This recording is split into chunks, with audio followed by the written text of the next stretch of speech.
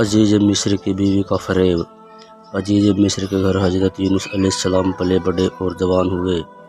آپ علیہ السلام بچپن سے ہی بڑے پاکیزہ اور اعلیٰ اخلاق والے تھے۔ آپ بے حد حسین و جمیل تھے۔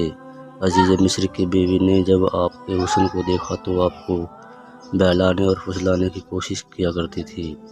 ایک روز عزیز مصر کی بیوی نے سارے دروازے بند کر دیے اور بنو سنگار کے ساتھ آپ علیہ السلام کو بہلانے لگی اور بدکاری کے لیے اکسانے لگی۔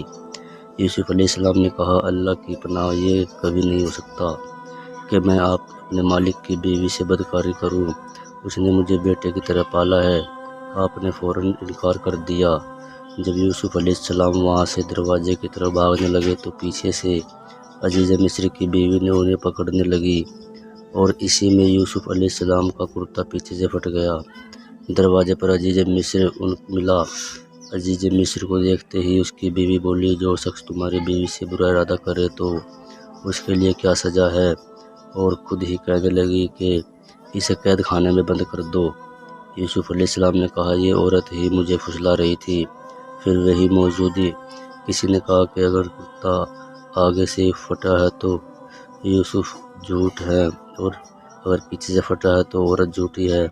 چنانچہ جب عزیز مصر نے دیکھا کہ کرتا پیچھے سے پھٹا ہے تو کہنے لگا، یہ تو یقیناً عورت کا مکر و فریب ہے، اور کہا، اے عورت، تو اپنے گناہ سے توبہ کر، مصر کی عورتوں کا انگلی کٹنا۔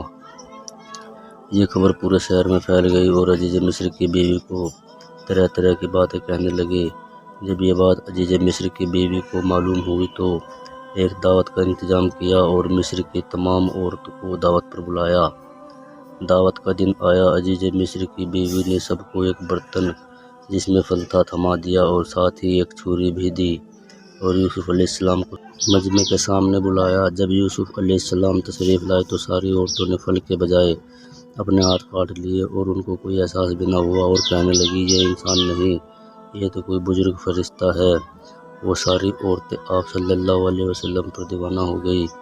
یہ سب دیکھ کر یوسف علیہ السلام نے اللہ تعالیٰ سے دعا کی، اے میرے رب، جس بات کے لیے عورتیں مجھے بلا رہی ہیں اس سے بہتر میرے لیے قید خانہ ہے، اور اگر تو نے ان کو مکر و فریب نہیں کیا تو میں ان کی طرف مائل ہو جاؤں گا اور نادانوں میں جا ملوں گا۔ یوسف علیہ السلام کا جیل جانا اور خواب کی تعبیر۔ حالات کو بے قابو دیکھ کر عزیز مصر نے آپس میں یہ مشورہ کیا کہ یوسف علیہ السلام کو جیل میں ڈال دیا جائے۔ چنانچہ آپ علیہ السلام جیل میں پہنچ گئے۔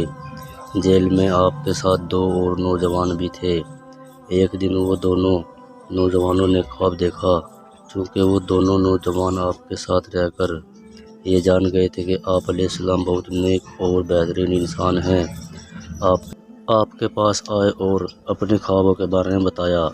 ایک نے کہا، میں نے خواب میں اپنے آپ کو شراب نچوڑتے ہوئے دیکھا ہے، اور دوسرے نے کہا، میں نے اپنے آپ کو دیکھا کہ اپنے سر پر روٹی اٹھائے ہوئے ہوں جسے پرندے کھا رہے ہیں۔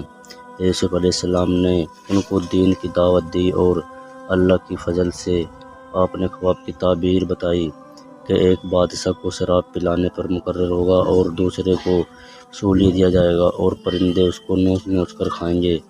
یوسف علیہ السلام نے پہلے نوجوان سے کہا، جب تم رہا ہو جاؤ گے تو اپنے بادشاہ کو میرے بارے میں بھی ذکر کرنا، لیکن اسے شیطان نے اس کو بادشاہ سے ذکر کرنے سے بلا دیا اور حضرت یوسف علیہ السلام کئی سال تک جیل میں رہے۔